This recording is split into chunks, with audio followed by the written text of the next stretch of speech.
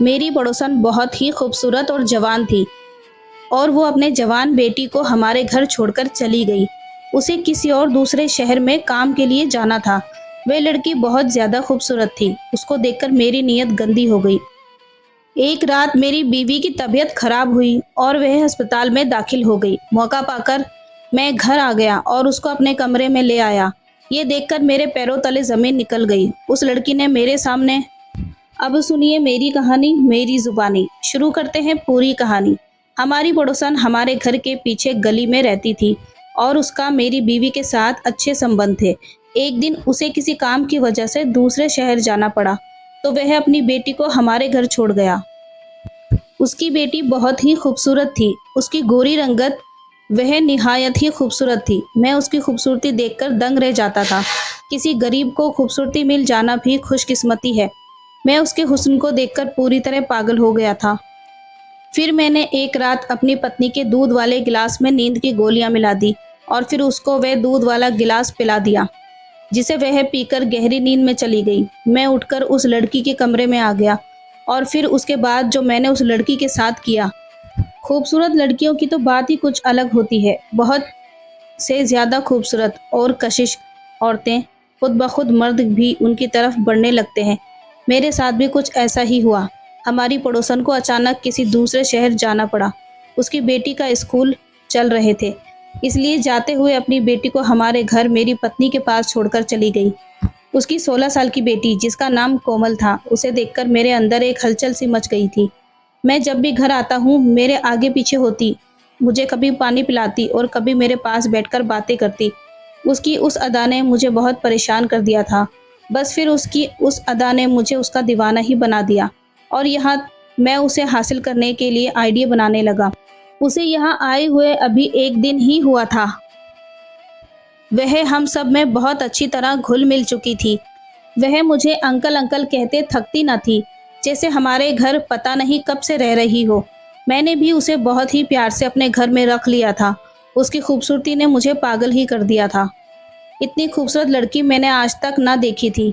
खूबसूरत होने के साथ साथ वे बहुत समझदार लड़की थी। उसने तो आते ही मेरे पूरे घर को संभाल लिया था।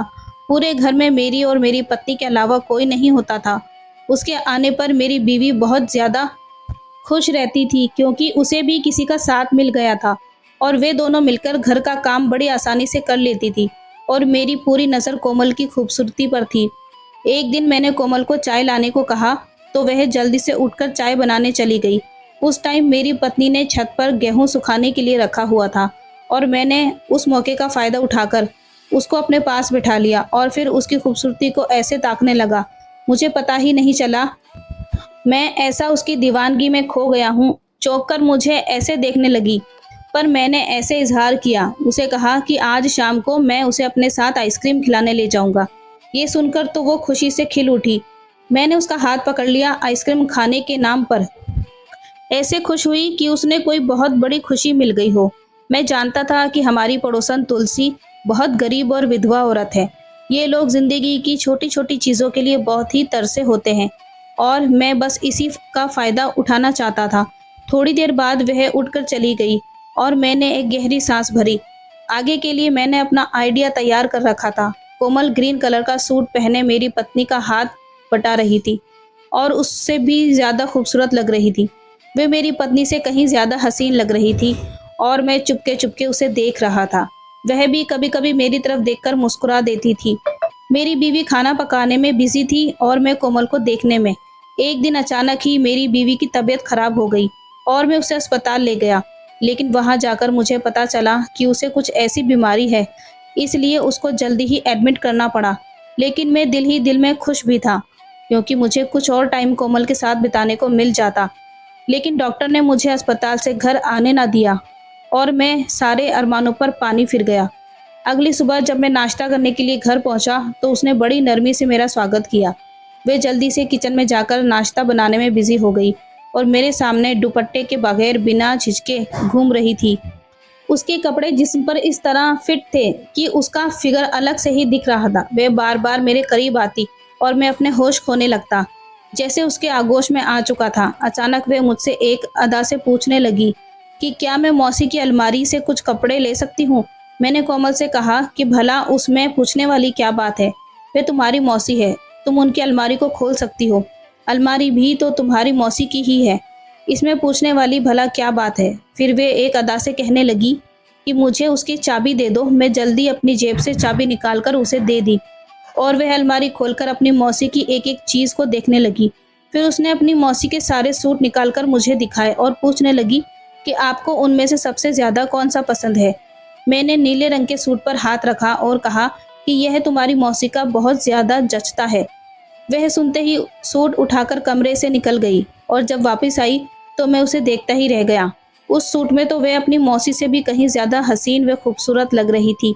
अचानक ही वे मेरे सामने आकर मुस्कुराते हुए पूछने लगी, ये सूट मौसी पर ज़्यादा अच्छा लगता है या मुझ पर? मैं सोच भी नहीं सकता था कि 16 साल की उम्र में कोई लड़की इतनी भी खूबसूरत हो सकती है। खूबसूरती के चार चांद लगा रही थी। जैसे मैं उसकी तरफ बढ़ता, मेरी फ़ोन की घंटी बजने लगी और मैंने फ़ोन उठाया तो डॉक्टर ने जल्दी अस्पताल में आने के लिए कह दिया। मैं तो अस्पताल पहुंच गया। वहां पहुंचकर पता चला कि मेरी पत्नी की तबीयत पहले से ज़्यादा खराब हो गई है।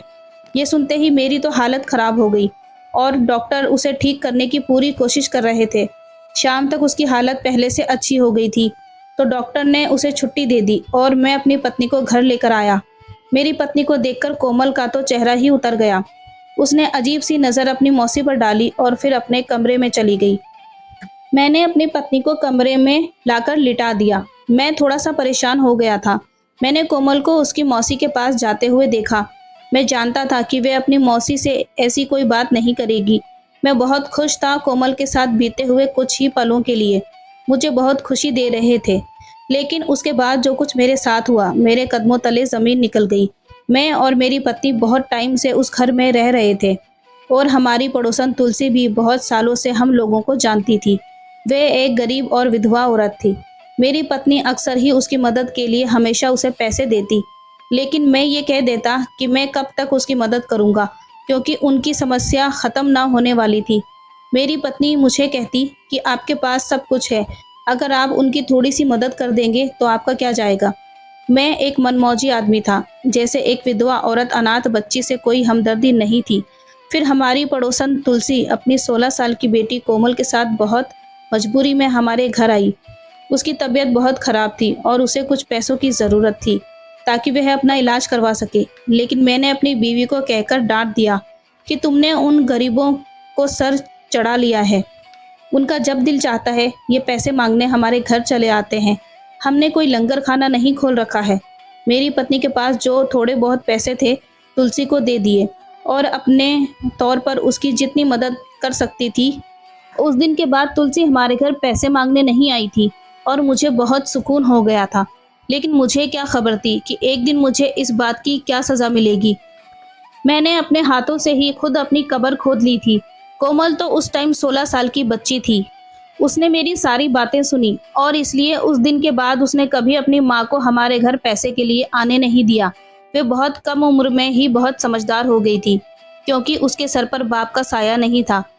जब मैंने अपनी पत्नी से कोमल की माँ के बारे में कड़वी बातें की तो कोमल ने खुद सारी बात सुन ली थी और उसके दिमाग में मेरा एक एक शब्द बस गया था। वह मुझसे इस कदर नफरत करती थी कि वह किसी भी सूरत मुझे अपने इंतकाम का निशाना बनाना चाहती थी। जब कोमल की माँ ने उसे अपने किसी सगे रिश्तेदार की मृत्यु में दूसरे शहर जाना पड़ा तो वे जाते जाते मजबूरन कोमल को हमारे पास छोड़ गई थी। मेरी शक्ल देखते ही कोमल को 2 साल पुराना किस्सा पूरी तरह याद आ गया और जब मैंने उसे अपने पास बुलाकर बिठाया तो उसे महसूस हो गया कि मेरी नीयत और नज़र दोनों ही ठीक नहीं है। लेकिन कोमल मुझे रोकने की बजाय मुझे अपनी तरफ खींच रही थी ताकि मैं अपनी हद पार कर दूं। वैसे बहुत अच्छे से मेरी गंदी नीयत को जान गई थी और इसी बात का फ़ायदा उठाते हुए उसने खुद को मेरे सामने पेश कर दिया। रात होते ही मैंने अपनी पत्नी के दूध के गिलास में नींद की दवाई मिला दी, क्योंकि मैंने पूरी रात कोमल के साथ बिताने की ठान ली थी। थोड़ी देर बाद मेरी पत्नी को गहरी नींद आ गई और मैं कोमल के कमरे में चला गया। मुझे देखकर उसके चेहरे पर मुस्कुराहट फैल गई और जैसे मैं उसके करीब गया तो वह 2 कदम पीछे हट गई। मैं अपनी हर हद से पार होने लगा और आगे बढ़ने लगा और वे अपने आप को बचाने के लिए मिन्नतें करने के लिए हाथ पांव चलाने लगी और जैसे ही वे मुझसे आज़ाद होने की कोशिश कर रही थी, लेकिन मैंने उसको हासिल कर लिया। जब मैं उसके कमरे से निकलने लगा तो कोमल ने साइड टेबल पर रखा मोबाइल फ़ोन उठाकर मेरी तरफ बढ़ाया और ये देखकर तो मेरे रोंगटे खड़े हो गए। उस मोबाइल में मेरी पूरी वीडियो बन चुकी थी, जिसमें ऐसा लग रहा था जैसे मैंने उसके साथ कोई ज़बरदस्ती की हो। कोमल जिस अंदाज से धक्के मार रही थी, ऐसा लग रहा था जैसे वे खुद को मुझसे छुड़ाने की नाकाम कोशिश कर रही थी। मैंने हैरत से कोमल को देखा तो मुस्कुराकर कहने लगी, ये वीडियो इस मोबाइल पर नहीं है बल्कि उसकी माँ के मोबाइल में भी पहुँच चुकी है, और अगर अब मैं अपनी पत्नी के सामने अपनी इज्जत बनाए रखना चाहता हूँ तो खुद ही उसकी मदद करूँगा। कोमल बड़ी नफरत से कह रही थी कि एक अनाथ बच्चे की मदद करने में तो हमारी जान निकल रही थी और एक अनाथ बच्ची को तुम हासिल करना चाहते थे। कोमल की बातें सुनकर तो मैं हक्का बक्का रह गया। वह एक आइडिया के तहत इस घर में आई थी, ये तो मैं सुनकर चौंक कर ही हैरान रह गया। कोमल कह रही थी कि कोई भी औरत खुशी से अपने जिस्म का सौदा नहीं करती, बल्कि उसके हालात उसे ये करने पर मजबूर कर देते हैं। कोमल कहने लगी कि जब उसके घर कुछ खाने को नहीं होता था और हम एक टाइम की रोटी को भी तरसते थे, तब मैंने उसकी मदद करने से साफ इनकार कर दिया था, जबकि मेरे पास पैसे की कोई कमी नहीं थी। वे कहने लगी कि जब आपको मेरा जिस्म चाहिए था तो मुझ पर पानी की तरह पैसा लुटाने को भी राजी हो गए। अब तो तुमने क्या करना है ये सुन लो, अब हर महीने मेरे घर का खर्चा पूरी तरह तुम उठाओगे, नहीं तो मैं ये वीडियो तुम्हारी पत्नी को दिखा दूंगी और तुम पर रेप का केस भी कर दूंगी। कोमल की बात सुनकर तो मेरी जान ही निकल गई, क्योंकि मैं तो सोच भी नहीं सकता था कि ये बात कभी मेरी पत्नी को पता चले। मैंने कोमल से कह दिया कि मैं हर महीने उसकी पूरी मदद करूंगा, लेकिन कोमल ने एक शर्त और भी रखी, जिसने तो मेरा दिमाग पूरी तरह हिलाकर सुन कर दिया। वे कह रही थी कि वे मेरा दूसरा फ्लैट उसके नाम करना होगा, और मेरे कदमों तले ज़मीन निकल गई और मैं लड़खड़ाते हुए कदमों के साथ अपने कमरे में चला गया।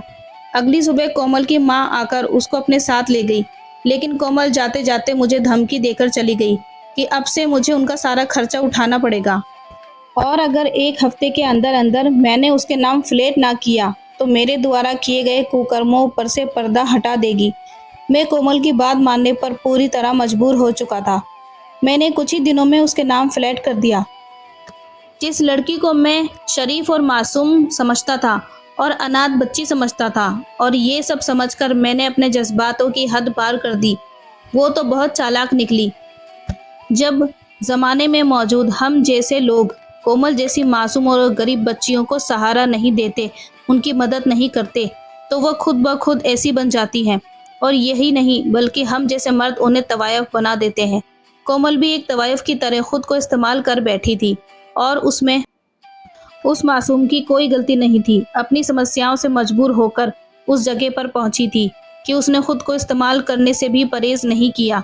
मैं अनाथ बच्ची को 2 टाइम की रोटी देने से तो कतराता था, और अब मैंने मजबूर होकर उसके घर का सारा खर्चा उठा लिया। कि कोमल जैसी कितनी बेहाल और एक टाइम की रोटी के लिए खुद को इस्तेमाल कर बैठती हैं, क्योंकि उन्हें एक टाइम की रोटी भी नसीब नहीं होती। जो मैंने कोमल के साथ किया वो तो एक बहुत बड़ा जुर्म था, और मुझे सारी उम्र इस बात का पछतावा रहना था। मैं कई बार भगवान से झिझककर अपने पापों की माफ़ी मांगता था। उस दिन के बाद मैंने कोमल को देखते ही अपनी नज़रें झुका ली, क्योंकि मैं जान गया था कि वे मेरे लिए काबिल नहीं थी, जिसे मैंने अपने हवस का शिकार बनाया। अब आप लोग भी अपने इर्द गिर्द अनाथ बच्चों का ख्याल किया करो और उनके साथ हमदर्दी का प्रयास शुरू करो। दोस्तों, ये थी आज की कहानी। वीडियो अगर पसंद आए तो लाइक शेयर ज़रूर कीजिएगा। हमारे चैनल को सब्सक्राइब कीजिए ताकि हर आने वाली वीडियो का नोटिफिकेशन आपको सबसे पहले मिले। मिलते हैं फिर एक नई कहानी के साथ, तब तक अपना ख्याल रखें। Thanks for watching.